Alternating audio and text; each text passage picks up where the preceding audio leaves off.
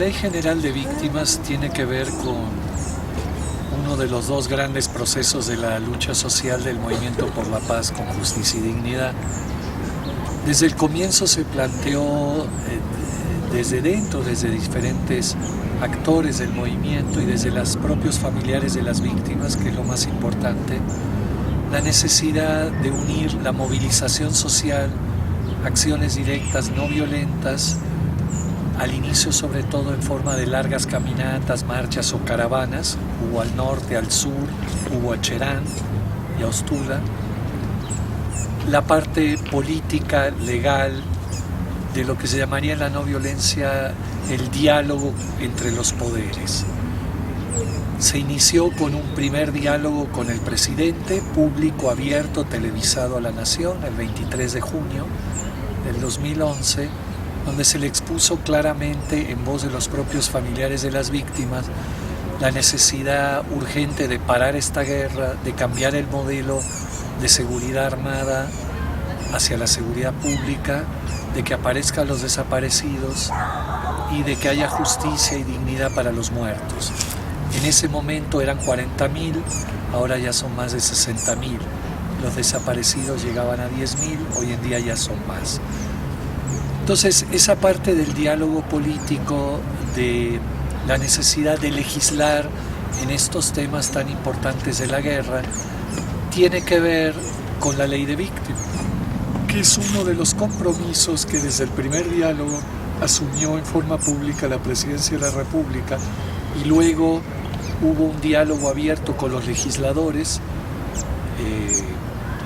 hacia el mes de agosto, donde ratificaron el compromiso.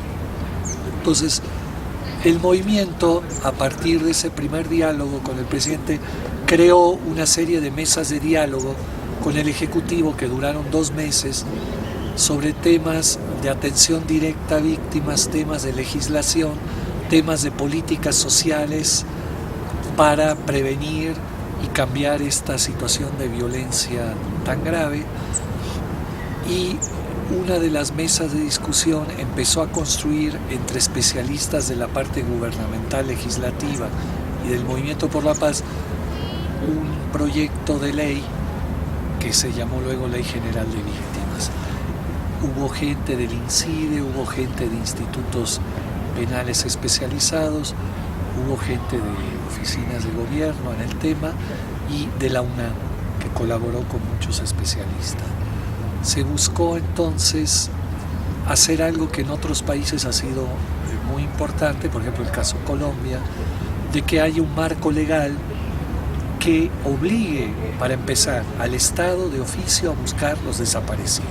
Es el tema más grave y más importante que tiene este país.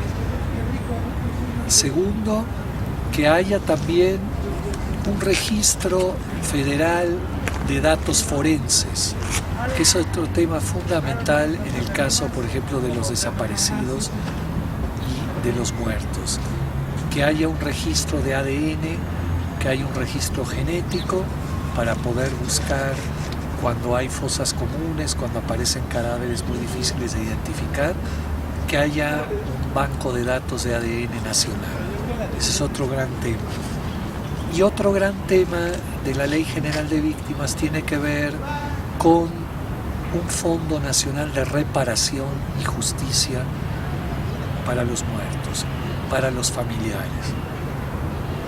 Esto está incluido porque si bien no es el tema principal, por supuesto, de las familias que buscan a sus desaparecidos o justicia para sus muertos, es un dato muy importante que se menciona poco, en el sentido de que una familia que es víctima de la violencia queda en un desamparo total, no solo emocional, psicológico, humano, sino material. Muchos de los desaparecidos o muertos mantenían a sus familias. 2. Muchas familias, cuando tienen que iniciar un proceso de búsqueda o de justicia, tienen una cantidad de gastos impresionantes. He oído muchas veces la frase: escojo entre dormir en un hotel, comer o pagarme el pasaje desde donde vengo porque me llama de golpe el asiedo o alguna instancia que sigue el proceso legal. o judicial de esa muerte o desaparición. O sea, los familiares muchas veces escogen entre comer o ir a un hotel. Entonces se tiene que construir una red importante de solidaridad para darles alojamiento gratis, para invitarlos, etcétera, a poder comer.